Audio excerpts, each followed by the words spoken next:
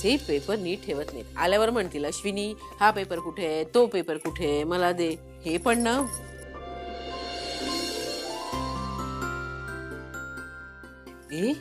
मामी कुठचं एक म्हणणं आहे, असं काही नाहीये, हे सगळं माझ्या नावावरती खपवते. ह्याला बोलायचं जे काय बोलायचं.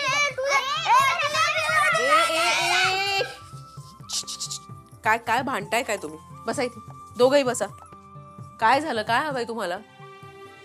तू गुला चपाती भाजी देतेस ना डब्यात, तू आम्हाला आमचा फेवरेट फूड का नाही देत? बरं काय हवंय तुम्हाला? पिझ्झा नको, पास्ता नको, बर्गर. पण शाळेत तर चपाती भाजी कंपल्सरी आहे ना संजू. मामी तू टीचरशी बोल. मला काय वाटतं माहितीये ना की चपाती भाजीच खाल्लेली बरी. तू जर टीचर सारखं बोलणार असशील तर मी नाही बोलणार, कट्टी. अरे बापरे. ए संजू असं काय करतोस रे? असंच करणार. ठीक आहे, डोशाचं पीठ बाहेर काढून ठेवलं होतं, आता कुणाला नकोय तर परत फ्रीज मध्ये ठेवून देते, चालेल ना? नाही नाही मला हवेत. पण तू तर माझ्याशी बोलणार नाहीयेस, मग तू खाणार कसं? मी उद्यापासून नाही बोलणार, आज बोलणार. कसला रंग बदलतोस रे? आता आई म्हणाली डोसा करणार तेव्हा तर बोलला खाणार खाणार, आणि मगाशी बोलत होता की नाही खाणार. कसं आहे रे? अरे काय करताय दोघं? केवढे भांडताय, त्रास होतोय रे. Sorry mummy, sorry. मी त्रास नाही देणार तुला, मी शाण्यासारखं वागणार. संजू काय झालं अरे? काय नाही, मी तुला त्रास नाही देणार. कोणी काही सांगितलंय का तुला? नाही आई, असं काही नाही झालंय. आम्ही दोघं खेळायला जाऊ का? म्हणजे कंटाळा आलाय खूप. हे बघ संजू, मामाबद्दल कुणी काही सांगितलं तरी विश्वास ठेवायचा नाही, कळलं? हो मामी, मला माहितीये. मामा गावी गेले त्याच्या कामासाठी. त्याचं काम झाल्यावर तो परत येणार आहे. आणि ना मामाला मी येताना संजूसाठी गिफ्ट आणायला सांगणार आहे. नको मामी, मला गिफ्ट नको. मामा आल्यावर ना आपण पार्टी करूया. चालेल, मग मी पार्टीला तुमच्या दोघांच्या आवडीचे पदार्थ करेन, ठीक आहे? आई मी आणि संजू खेळू. बरं जा तुम्ही दोघे, पण माझी पण एक अट ऐकू. शाळेचा अभ्यास अगोदर करायचा. संजूने सांगितलंय ना की पोर्शन खूप पुढे गेलाय. कुणीही सांगितलं तरी शाळा बुडवायची नाही, कळलं कुहू? हो आई. तुम्ही इथे खेळा, मी दोघांसाठी डोसे करून आणते.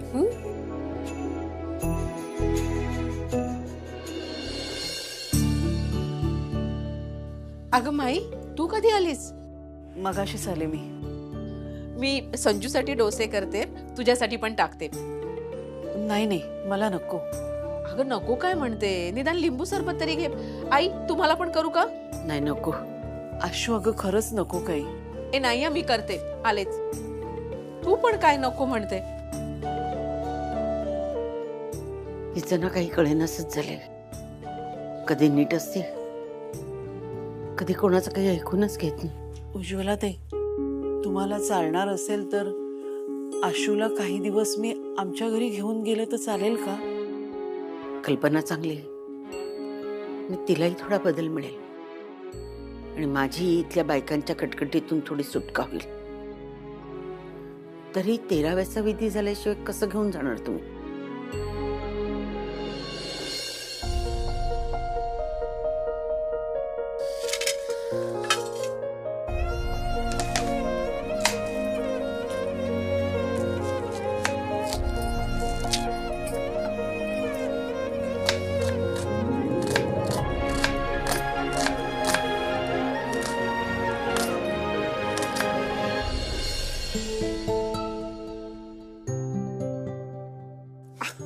काय करताय? काय काय झालं? अहो येईल कोणीतरी.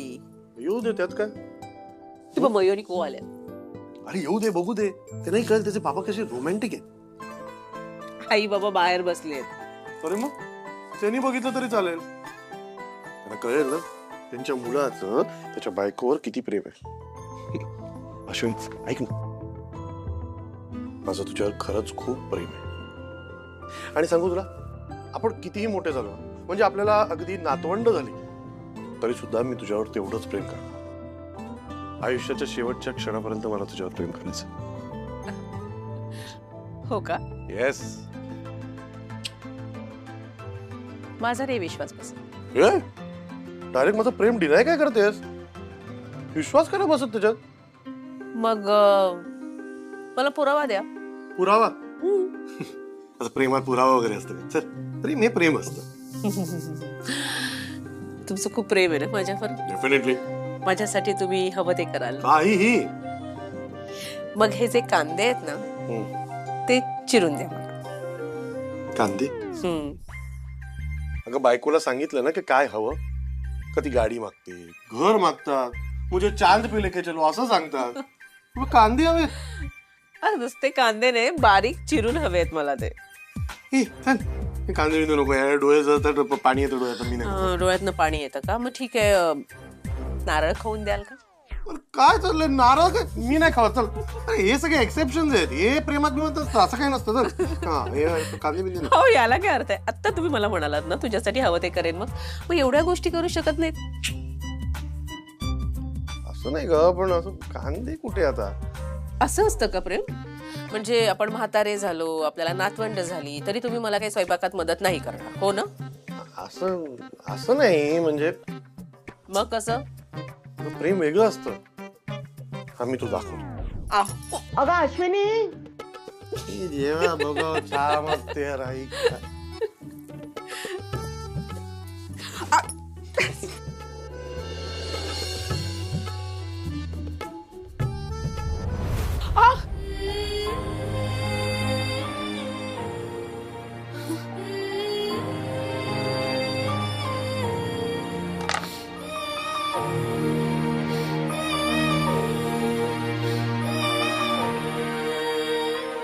अहो, कुठे आहात तुम्ही?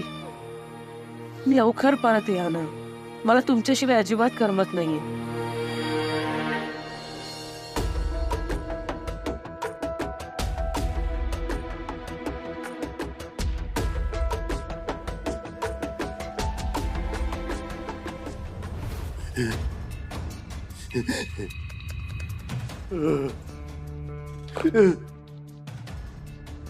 साहेब, साहेब, काय होतं तुम्हाला? काय झालं? काय त्रास होतोय का?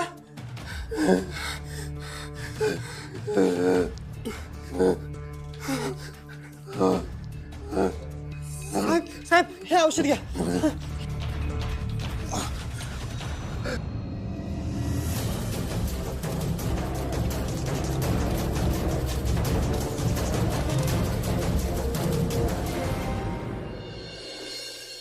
तुम्हाला जी काही आर्थिक मदत लागेल ती सगळी मदत करायला मी तयार आहे. फक्त एक गोष्ट लक्षात ठेवा, माझ्या आयुष्यात जे काही वाईट झालंय ते सगळं माझ्या वहिनीमुळे झालंय. तिच्यामुळे माझं बाळ गेलं, तिच्यामुळे माझा नवरा माझ्यापासून लांब गेला आणि आज तिच्यामुळे माझा संजू माझ्याकडे नाहीये. जे काही झालंय ते सगळं तिच्यामुळे झालेलं आहे.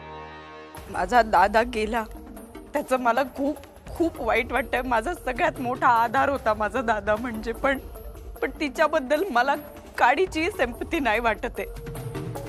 माझ्या बाबतीत आतापर्यंत जे काही वाईट घडलं ते मी ऍक्सेप्ट केलं आणि ते मी भोगलं. आज तिच्या बाबतीत जे काही घडलं ते ती ऍक्सेप्टच करायला तयार नाहीये. आणि माझं हेच म्हणणं आहे की तिने ते ऍक्सेप्ट करावं आणि जे मी भोगलं ते तिने सुद्धा भोगावं. माझ्या आयुष्यात असणारी प्रत्येक जवळची व्यक्ती तिने हिरावून घेतली आहे, त्यामुळे तिने हे दुःख भोगलं पाहिजे, तिला त्रास झाला पाहिजे. कधी कधी तर असं वाटतं ना की दादापेक्षा तीच गेली असती तर बरं झालं असतं. शिल्पी, तुला सांगितलंय ना, तुझ्या मनातली आग अशीच पेटती राहू दे. सगळं तुझ्या मनासारखं होईल. तुझ्या वहिनीला खूप त्रास होईल, पण त्यासाठी तुला थोडी आर्थिक मदत करावी लागेल. हो, मी तयार आहे. तुम्हाला हवी ती साधना करा. फक्त एक गोष्ट लक्षात ठेवा, वहिनीला त्रास झाला पाहिजे. हे घ्या, हे पैसे घ्या.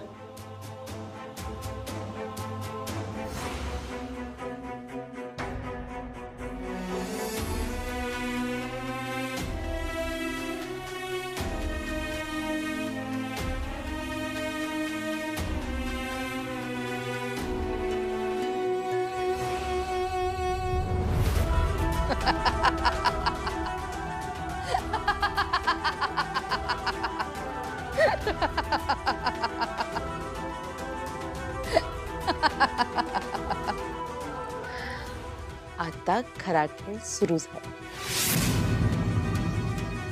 आता खऱ्या अर्थाने बकरा सापडला.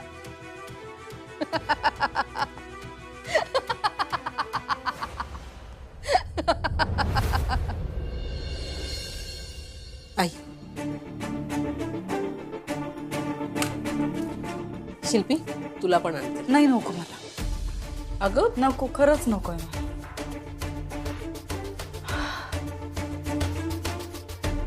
शिल्पी, उद्या विद्युत बरोबर गुरुजींकडे जा आणि 13व्याच्या विधीसाठी लागणाऱ्या सगळ्या साहित्याची यादी घेऊन ये. हं? कमालताई, तुम्हाला सांगू, शिल्पीने सगळी जबाबदारी स्वतःच्या अंगावर घेतली म्हणून हे शक्य आहे. नाही तर आमच्याने हे सगळं नाही झालं असतं. बस सगळे विधी निर्विघ्नपणे पार पडू दे, माझ्या लेकाच्या आत्म्याला शांती मिळू दे. मलाही तीच काळजी वाटते. आपली कितीही इच्छा असली तरी वहिनी हे सगळे विधी होऊ देईल का? दादा गेलाय हेच ती ऍक्सेप्ट करायला तयार नाहीये. मग हे विधी करणं तर तिच्यासाठी फार लांबची गोष्ट आहे. हे सगळं करायला ती तयार होईल का? मला सुद्धा तीच चिंता वाटते. बघा आता तुमची कर्तबगार गुणी मुलगी कशी त्रास देते सगळ्यांना. ही हे काही विधी होऊच देणार नाही. शिल्पी, जाम मजा येणार आहे. पुढचे काही दिवस जाम मजा येणार आहे. 13व्याच्या दिवशी इतका तमाशा घालणार आहे ना ही बाई, आणि सगळेजण तिला वेडी ठरवणार. करिअर संपणार आहे हिचं, संपणारच आहे. समजलं. कुवाळा खातेस ना? मामी डोसा छान झालं, चटणी पण यम्मी आहे. मग अजून एक आणू का गरम गरम डोसा? नको नको नको, माझं पोट भरलंय. नंतर मला रात्री भरेल. बरं, मग रात्री बोर झालं असं सांगू नको खायला. नाही, मला खायला कधी बोर नाही होत. मला फक्त घरी बसायलाच बोर होतं. अरे बापरे, बोर झालंय का? संजय, काम करूया का? मामा गावावरनं परत आला ना की तुझ्या मामाला सांगूया की संजूच्या फेवरेट मॉल मध्ये फिरायला घेऊन जा आणि येताना कुहूच्या आवडीची कुल्फी खायची. चालेल? मामी, तुला आठवते माझा एक खूप फेवरेट कमांडो होता? हो. तो नंतर हरवला होता. तेव्हा मी खूप रडले होतो. तेव्हा तुम्हाला काय सांगितलं होतं आठवतंय? काय सांगितलं होतं रे? तुम्हाला सांगितले होते की कुठली वस्तू हरवली तर सॅड वाटून घ्यायचं नाही, चांगल्या बॉय सारखं वागायचं, शहाण्यासारखं वागायचं. मग माझ्या कमांडो सारखाच आपला मामा पण हरवलाय. मग तो सापडेपर्यंत आपण खाण्यासारखं वागायला पाहिजे ना. माझा कमांडो कधी सापडला नाही तरी मी रडलो नाही, मी शहाण्यासारखं वागलो. तसंच आपला मामा कधी सापडलं नाही तर. संजू, तुला मगाशी मी सांगितलं ना, घरातल्या माणसानी किंवा बाहेरच्या माणसानी मामाबद्दल काही सांगितलं तर विश्वास ठेवायचा नाही. तुझा मामा गावी गेलाय आणि परत येणार आहे. कळतंय का तुला मी काय सांगितलं होतं? मग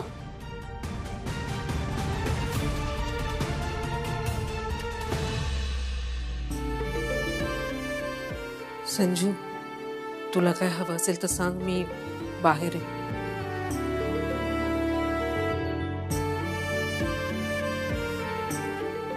संजू, आई अशी का वागते रे? आई कधीच चिडत नाही एवढी. कुहू, मम्मीला काहीच झालं नाहीये. माझी मम्मी पण असं सारखं सारखं चिलचिल करते. मला खूप विचित्र वाटतंय हे. आपण मोठ्यांच्या नको करूया, आपण ड्रॉइंग करूया. नको, मला नाही करायचंय काही. मोठ्या माणसांनी जर काही ऐकलं तर काहीच करून देणार नाही. मला तुझ्याशी काहीतरी बोलायचंय. ठीक आहे, आपण गपचूप खाली जाऊ आणि जर आपल्याला कोणी बघितलं तर आपल्याला खाली जायला नाही मिळणार. ओके?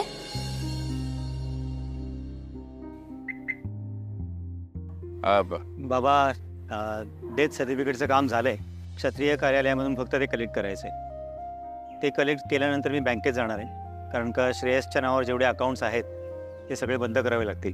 आणि ज्या ज्या ठिकाणी श्रेयस नॉमिनी आहे तिथे सुद्धा त्याचं नाव बदलावं लागेल. त्याची एक फाईल होती, सगळे डॉक्युमेंट त्या फाईलमध्येच ठेवायचं होतं. त्यात बघतो. म्हणजे थोडी शोधाशोध करावी लागेल. शोधाशोध तर करावीच लागेल. कारण विद्युत एक बाप आपल्या मुलाचे अकाउंट बंद करायला त्याच्या पश्चात दुसरं काय काय करायला तयार नव्हता. तयारी तर मी माझ्या पश्चात त्याच्यासाठी काय करू शकेल याची केली होती. बाबा मला कळते हो, पण मी हे जे सगळं करतोय ना, यामागे एक कारण आहे. मुलींचा भविष्याचा प्रश्न आहे आणि हा आपल्याला त्या गाडीचं रजिस्ट्रेशन पण बदलावं लागेल. मी RTOला सुद्धा जाऊन येतो. हे सगळं करायची एवढी कसली घाई झाली तुम्हाला?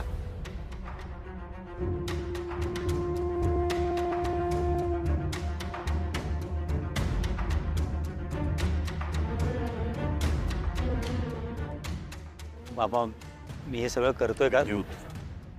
तू तुझ्या ठिकाणी योग्य आहेस आणि बबन त्याच्या ठिकाणी. कारण बबन आणि श्रेयस मित्र कमी भाऊ जास्त होते. बाबा तुम्हाला सारखं सारखं स्वतःला सावरा सांगणं खूप सोपं आहे, पण आता तुम्हालाच मन घट्ट करावं लागेल. मला काळजी वाटते ना ती अश्विनीची, त्या 2 लहान मुलींची. अरे कुहू तर समजण्या पलीकडेची आहे रे, काही कळत नाही तिला.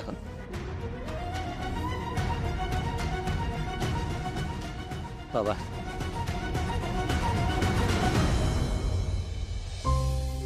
चला. बापरे, फोडणी पण द्यायची आहे, केवढी कामं आहेत संजूसाठी ना. काय करू? मसाले भातच. हा माई. ए माई, बरं झालं आलीस तू. तू आधी मला लसूण सोलून दे ग, तोपर्यंत मी हा टोमॅटो चिरते. हो सोलते. माई, मी काय विचार करते ना, आज संजूसाठी मसाले भात करते आणि तुला सांडगी मिरची आवडते ना, ती तळते आणि कोशिंबीर सुद्धा करते. तू जेवल्याशिवाय जायचं नाहीस, कळलं? आशू ऐक ना, मगाशी आप्पांचा फोन आला होता. त्यांना खूप वाईट वाटतंय ग. आपण सगळेजण इथे इतके दुःखात होत आणि ते आपल्या बरोबर नाहीयेत. पण त्यांची पण अडचण आहे ना तिकडे. काकांना एकटं सोडून कसे येतील ग ते? माई, तू आप्पांना सांग ना, नका काळजी करू, नका इतकं टेन्शन घेऊ. सगळे प्रॉब्लेम सॉल्व्ह होतील बघ. हे गावी गेलेत की नाही, मग आल्यावर ना काहीतरी सोल्युशन निघेल बघ. मान्य आहे मला कर्जाची रक्कम खूप मोठी आहे, पण माझा गणू माझ्या बरोबर आहे ना, त्यामुळे सगळं सॉल्व्ह होईल. खरंच नका घेऊ टेन्शन इतकं तुम्ही दोघंही. आशू, तुला खरंच असं वाटतंय की आप्पांना फक्त तुझ्या कर्जाचं टेन्शन आहे? हो अगं, माझ्या कर्जाचंच टेन्शन घेतलंय त्यांनी. आणि बाबा आहेत माझे ते, तर त्यांना माझी काळजी वाटणारच ना माई. माई, पण तू आप्पांना सांग, मला ना एक मोठी ऑर्डर मिळणार आहे. मी प्रेझेंटेशन दिलंय, पण त्यासाठी मला काम करावं लागेल ना, पार्लरमध्ये जावं लागेल, पॅक्स तयार करावे लागतील. हे लोक मला पार्लरमध्ये जाऊच देत नाही. त्या दिवशी मी पार्लरमध्ये गेले, पण मला अचानक घरी बोलावून घेतलं, तर काय सांगू, मग माझीही चिडचिड होते ना. आणि अगं विद्युत घ्यायला आलं मला. मी काय लहान आहे, मला काही गोष्टी कळत नाहीत का? मलाही काही गोष्टींचं टेन्शन होतं, पण प्रत्येक गोष्टीवर सोल्युशन असतं ना माई. आता खरंच तुझे आप्पा हवे होते, त्यांनीच तुला नीट समजावलं असतं. तुला आप्पांशी बोलायचंय का इतकं? आणि जर बोलणं होत नसेल ना, तर थांब, आपण त्यांना ना व्हॉइस मेसेज पण पाठवायचं. हे बघ, मोबाईल पण इथेच ठेवला. आप्पा, हे घे, मग व्हॉइस नोट पाठव. अगं खरंच माई, त्यांना मेसेज मिळाला ना की ते निरोप देतील, आणि मला निरोप मिळाल्यावर मी तुला लगेच कळवते. नको ग असं वागू साशू, सावर न ग स्वतःला. तू असं वागत राहिलीस ना तर सगळ्यांसाठी सगळं खूप कठीण होऊन जाईल बाळा. नाही अगं, हे माई पण ना, हिला कसं समजावायचं? हे सगळं ना तुमच्यामुळे होते, कारण तुम्ही माझ्या मेसेजेसना रिप्लायच देत नाहीये, कुणाचा विश्वासच बसत नाहीये. अहो, तुमच्यामुळे ना घरातले सगळेच खूप टेन्शन मध्ये येतो. तुम्ही प्लीज माझ्या मेसेजेसना उत्तर द्या. कळते का तुम्हाला मी काय बोलते? जर तुमचं उत्तर मला नाही मिळालं तर मी नाही बोलणार तुमच्याशी, सांगून ठेवते. अहो ऐका ना, माझे मेसेजेस खरंच तुमच्यापर्यंत पोहोचतायत ना? आणि पोहोचत असतील तर प्लीज रिप्लाय द्या ना, असं नका ना करू. नका करू असं. मला माहित आहे तुम्ही सुखरूप आहात.